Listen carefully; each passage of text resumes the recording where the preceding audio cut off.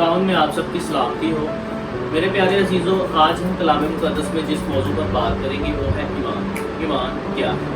इसके लिए बाइबल मुक़द्दस में एक हवाला हम देखेंगे नए अहदनामा में, करंथियों के नाम पहला खत उसका दूसरा बाब और उसकी 5वीं आयत में यूँ लिखा है, ताकि तुम्हारा ईमान इंसान की हिकमत पर नहीं बल्कि खुदा की कुदरत पर मौकूफ हो। खुदा उनके पाक कलाम की पढ़े और सुने जाने पर खुदा उनकी हिकमत। मेरे प्यारे अजीज़ों, ईमान जब हम देखते हैं बाइबल मुक़द्दस में, तो बाइबल मुक़द्दस बयान करती है कि ईमान जो है वो इंसान की हिकमत पर मौकूफ नहीं है बल्कि खुदा की कुदरत पर है।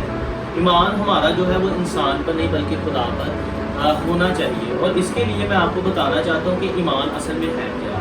जब हम उस सिमत में सफ़र शुरू कर देते हैं जिसकी जानब खुदा हमें ले जाना चाहता है, जब हम उस सिमत की तरफ यानी उस रास्ते की तरफ जाना शुरू कर देते हैं जिसकी तरफ खुदा हमें ले जाना चाहता है, तो हमारे बदनों से खुदा का जलाल ज़ाहिर होता है जिसकी तरफ खुदा हमें लेके जाना चाहता है। ईमान उस इरादे की तकमील का नाम है जिस पर आप भरोसा रखते हैं, और हमारा भरोसा जो है वो किसी इंसान पर नहीं बल्कि ज़िंदा खुदा पर है। और जब हम खुदा पर ईमान रखते हैं, जब खुदा की राह पर चलते हैं, तो मेरे प्यारे अजीज़ों, हमारे बदनों से, हमारे जिस्मों से, हमारे किरदार से खुदा का जलाल ज़ाहिर होता है। ईमान का तकाज़ा है कि हम उस खुदा के लिए काम भी करें जिस पर हम ईमान रखते हैं। वो चाहता है कि हम उसके लिए रूहों को जीतें।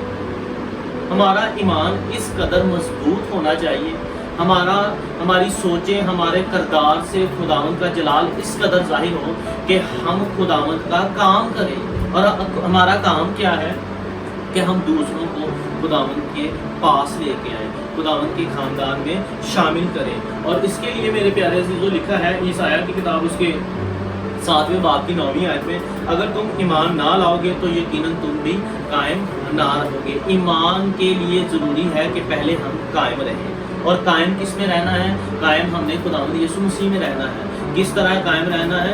उसके हुक्मों पर अमल करें। कि वो हुक्म कौन से हैं? कि तो अपने सारे दिल, अपनी सारी जान, अपनी सारी अकल और ताकत से खुदावंद अपने खुदा से मोहब्बत रख, और दूसरा उस अपने पड़ोसी से अपनी मानद मोहब्बत रख। और वो पड़ोसी जो खो चुके हैं उनको दोबारा खुदावंद के पास लेके आना है। ये हमारा काम है और यही हमारे ईमान का तकाज़ा भी है। और ईमान हमसे यही चाहता है कि खुदा के लोगों को हम खुदावंद के पास लेके आएँ। और खुदावंद का एक खादम है वॉचमैन है, वो कहता है कि मसीह के बगैर मैं कमज़ोर हूँ और उसके अंदर मैं मजबूत हूँ।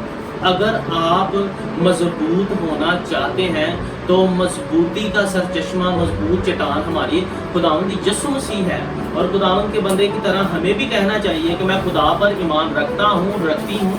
मैं मसीह में अगर नहीं हूँ तो कमज़ोर हूँ, अगर मसीह में हूँ तो क्या हूँ? मजबूत हूँ। और इसीलिए ईमान में हमें क्या करने की ज़रूरत है?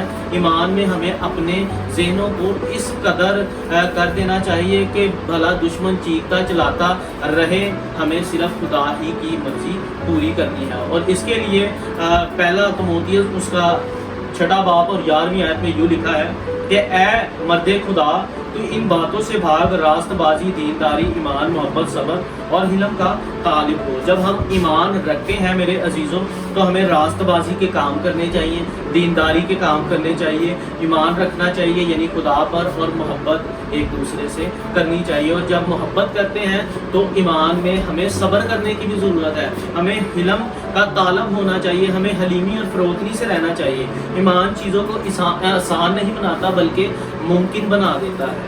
ईमान में मुश्किलात भी आती हैं, लेकिन आपको सब्र करने की ज़रूरत है, हलीमी का मुजाहरा करने की ज़रूरत है, मुक़द्दस अय्यूब की तरह ये कहने की ज़रूरत है, खुदावंद ने लिया, खुदावंद ने दिया, खुदावंद का नाम मुबारक हो। या खुदावंद के हाथ से क्या हम सुख पाएँ और दुख ना पाएँ। इसलिए मेरे अजीज़ों, जब आप ईमान रखते हैं तो ईमान में आपको मायूस नहीं होने की ज़रूरत बल्कि क्या करने, मजबूती में कायम रहने की ज़रूरत है और अपने ईमान को डेली जो है वो बढ़ाने की ज़रूरत है। इसलिए हर ईमानदार को हुक्म है कि वो अपने इलाकाई कलीसिया के साथ भी रफ़ाकत रखे, अपने खादम के साथ भी रफ़ाकत रखे और अपने खादमों को जो है वो अपने घर में दावत दें ताकि वो आपके साथ जो है वो वक्त गुजारे और आपको खुदा के पाक कलाम की बातें भी बता सके। कलीसिया को चार दीवारी के अंदर नहीं ایماندار کو کلیسیا جو ہے وہ چار دیواری کے اندر نہیں کہتی بلکہ مزید کلیسیاں قائم کرنے کے لیے کہتی ہے. یعنی ان کھوئے ہوئے لوگوں کو آپ خدا کے پاس لا سکتے ہیں, اور یہ کام صرف خدا کے خادم کا نہیں ہے بلکہ خدا کے بیٹے اور بیٹی کا بھی ہے. ایمان میں ہمیں خوف نہیں کھانا چاہیے بلکہ فقط اعتقاد رکھنا چاہیے, اور اس کے لیے پہلا کرنتھیوں اس کا 16واں باب اور 13ویں اور 14ویں آیت میں لکھا ہے, جاگتے رہو, ایمان میں مضبوط رکھو, مردانگی کرو, مضبوط ہو جاؤ, اور جو کچھ کرتے ہو محبت سے کرو. میرے عزیز, ایمان میں ہمیں کیا کرنے کی ضرورت ہے؟ ایمان میں پہلا جو قدم ہے وہ ہے ہمیں قائم رہنے کی ضرورت ہے, اور ہمیں مایوس ہونے کی ضرورت ہے بلکہ فقط اعتقاد رکھنے کی ضرورت ہے, اور مضبوط ہونے کی ضرورت ہے, کیونکہ ہمارا مضبوطی کا سرچشمہ جو ہے وہ خداوند یسوع مسیح ہے, اور وہ ہمیں محبت کا درس دیتا ہے کہ ہر ایک سے کیا کرنا چاہیے, محبت کرنی چاہیے. اور خداوند کا ایک خادم ہے بلی گرام صاحب اس کے متعلق کہتے ہیں, ایمانداروں کو اوپر دیکھنا چاہیے اور حوصلہ رکھنا چاہیے کیونکہ فرشتے ان کی سوچ سے بھی زیادہ قریب ہیں. جب ایمان کے دوران آپ کو مشکلیں رکاوٹیں آتی ہیں تو ہمیں پریشان ہونے کی ضرورت نہیں بلکہ خداوند اپنے فرشتوں کے ذریعے سے ہماری مدد اور رہنمائی کرتا ہے. زبور نویس بھی بیان کرتا ہے کہ وہ تجھے اپنے ہاتھوں پر اٹھا لیں گے اور تجھے کچھ زر نہ پہنچے گی, کیونکہ وہ تیری دائیں طرف کے 10,000 اور بائیں طرف کے جو ہے 1,000 گرا دے گا, اور تجھے کچھ زر نہ پہنچے گی. خداوند اپنے فرشتوں کے ذریعے سے اپنے لوگوں کی حفاظت کرتا ہے. ایمان میں ہمیں کبھی نہیں بھولنا چاہیے کہ خدا بے وفائی نہیں کرتا بلکہ خدا اپنے لوگوں کے ساتھ وفا کرتا ہے. اور پہلا کرنتھیوں 13 باب کی 13ویں آیت میں لکھا ہے, غرض ایمان, امید, محبت تینوں دائمی ہے مگر افضل ان میں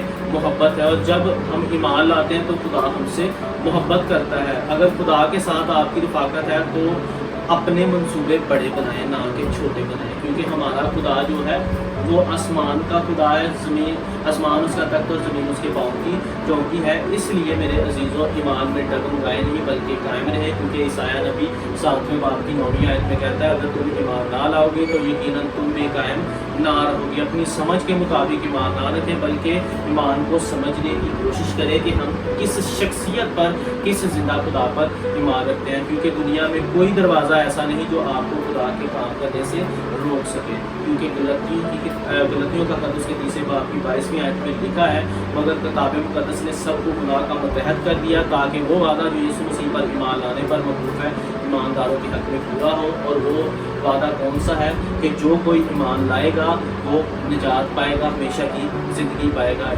آپ کا ایمان پہاڑوں کو ہلا سکتا ہے, اور آپ کا ایمان جو ہے اگر آپ شک کریں گے تو نئے پہاڑوں کو کھڑا بھی کر سکتا ہے. یہ آپ پر ہے کہ آپ اپنے ایمان میں قائم رہتے ہیں یا نہیں رہتے, آپ خدا کے بتائے ہوئے راستے پر چلتے ہیں یا نہیں چلتے. اگر آپ ایمان میں کمزور ہیں تو خدا سے دعا کریں کہ خدا آپ کو جو ہے وہ مضبوط دل اور ایمان میں قائم رہنا سکھائے, تاکہ آپ کے آگے لاکھ مشکلیں اور مقابلے بھی آئیں تو آپ خدا کی بندہ مقدس ایوب کی طرح کہہ سکیں کہ آپ خدا سے سوکھ پائیں اور دکھ نہ پائیں. خدا آج کی بات